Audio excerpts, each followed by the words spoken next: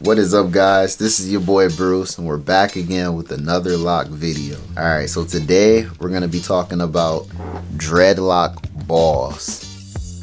Huh? And I know you guys are probably like, what the heck is this guy talking about? But basically, dreadlock balls are these things that you see at the ends of some of your locks. So let's see if I could find it. So this one right here, right? Let's see if I could focus in on that.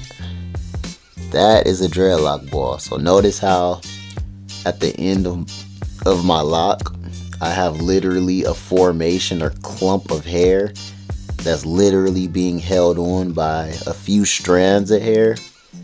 A lot of you guys probably have the same thing going on with your hair, and you're probably thinking like, oh my gosh, my locks are falling off, my locks are falling out. It's actually not anything to worry about. It's just a natural part of the locking process, and it's actually a part of the sealing process. So you know how you look at someone who's had their locks for years and their locks are like fully mature, and you look at the end of their locks and they're basically rounded at the end. That's what leads to that in a way.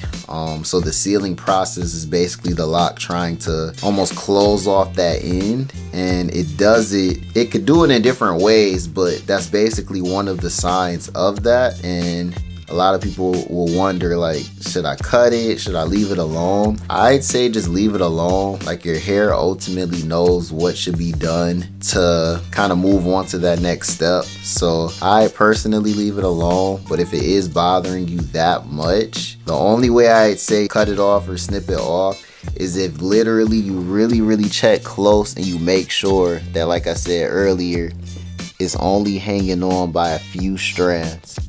Because if it's only hanging on by a few strands, then most likely it would have balled up and fell off on its own. But if it's being held on by a decent amount of hair, it probably means that the ball will actually come back up and form itself back into the lock, and then that's how it'll seal it off. So honestly, just leave it alone. If it's not really bothering you, people don't even really notice it, I feel like.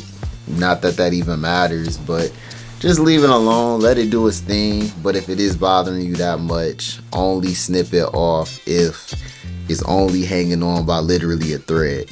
And I know I have a few other locks in my head that are going through this right now, like one of my colored ones here. You see how I'm trying to get like a good angle for you guys, but you see how with this one here, this one's really not hanging on by much, and it's a tiny ball. But yeah, it's just like a natural process. I almost think of it like how a snake sheds its old skin off. Like, your locks almost do the same, but you're shedding it to seal it off. So pretty cool actually to me. It really shows you that like your hair is alive and it responds and it reacts to different things, and that it almost has a mind of its own and it kind of knows what to do. And that's why I feel like for those people that have those freeform lock journeys, I really think that's dope, because you're really intuitively letting your hair just do what it wants and basically grow on its own how it's supposed to. And I'm not saying manicure locks or throwing any shade at manicure locks, because I love my set, but just let your hair do its thing, and I feel like 9 times out of 10 you'll be okay. You won't have to really worry about anything. But don't want to make this video too long. I just wanted to make that to let you guys know, if you guys have any dreadlock balls, don't be scared, don't be afraid, don't think your hair is falling out, don't cry about it. Like, it's not that deep at all. It's a part of the process. It's a natural part of the process, and be easy. But I'll catch you guys next time. It's your boy Bruce, and I'm out. Catch you later.